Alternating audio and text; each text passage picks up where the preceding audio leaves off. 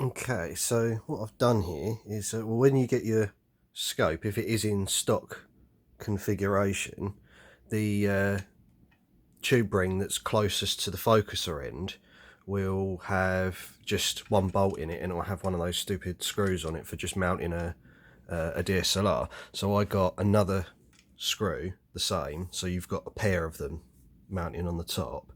And what I did was, when I got the mount came with a dovetail that was kind of surplus to requirement, but it ended up being perfect for making a mount for the dovetail. So what I did with that is I got that, and I just drilled out one of the holes.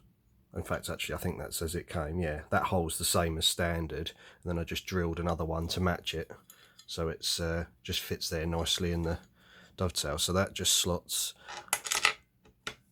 on there like that. And I just pop a couple of nuts on these. I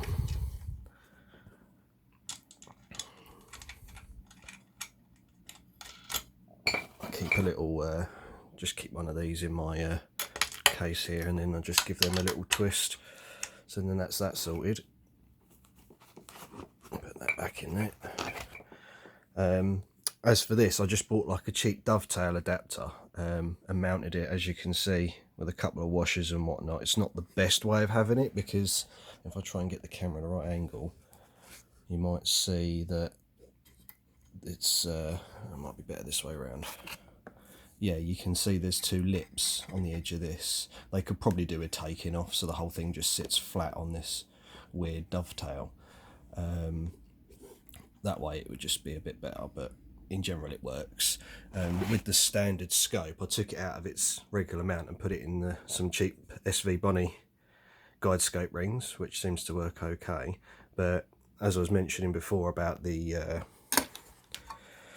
stock setup here for focusing, you basically spin this all the way in to focus it, and it's supposed to achieve focus on there. I just got a little 3D printed thing here, but typically I just take me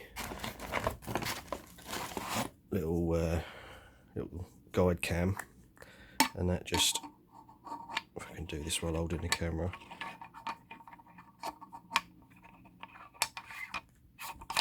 it just screws on there like that, and then it goes around like that. There, I've done it up, haven't I? That just slides in there like that, and then just tighten these two down so that holds on there. With the Evo guide, it has got its own tube rings with it and a mount, so it would go straight into a dovetail. Alternatively, to get you started, you can put it in the standard finder scope mount, but it's generally recommended that you don't do that. But it should be enough to get you started until you've got something across the top here, so it's dead parallel with the scope properly. There's a thing called flexure. I won't go too much into details, but basically everything needs to be dead parallel, and you need to be looking at exactly the same field of view as your main scope as this, to make sure guidance all works properly.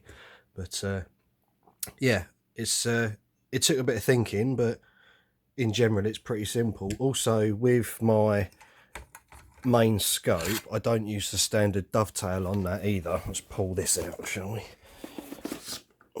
And flip this over. Kind of difficult to do one-handed.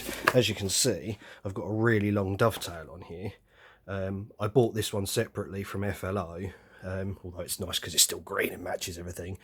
And I did that, so I had some adjustment, so when I put it in the mount, I can move it up or down as much as I need to have it balanced properly.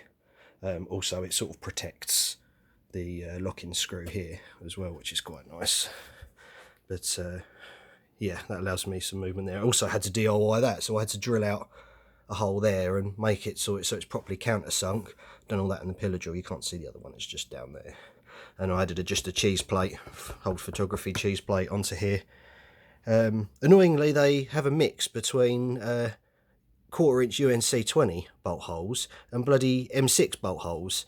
So I ended up just rethreading some of them and drilling some of the others is a bit sort of backwards, but everything sort of comes together quite nicely once you've got that done. The tube rings aren't the best ones in the world, but they do what they need to do. They hold everything together. So aside from that, when it comes to, I don't know if your scope's going to come with one or not, but these have an unusual size thread on the end of the draw tube. I think it's 58mm. So when you get your scope, I'll show you this, because this is what you'll get with it.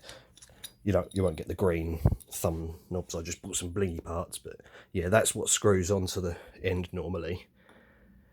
And then you just put your 2-inch diagonal in there.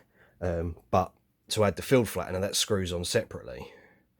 So yeah, a bit of a pain in the butt, but what you will get with it as standard is something like this wedge-shaped piece, and then you have to buy a separate camera adapter with your T-ring for your camera.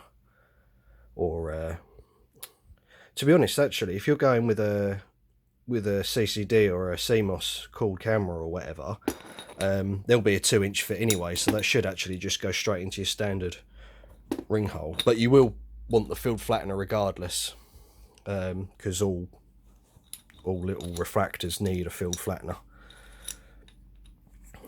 Basically the image comes out the back of it sort of bowed slightly, so you'll find like the stars around the edges of the image are just a bit like smeared outwards towards the outside edge. Also, one thing I'm really happy with about this scope, the stock 2-inch 28mm eyepiece you get with it, it's a bloody good eyepiece, that is. And same with the diagonal, actually. You know, the diagonal's a really nice big chunky bit of kit. I think it's the higher spec one as well they send out with these, because they've got really nice fittings. But hopefully that sort of demystifies things a little bit for you, mate.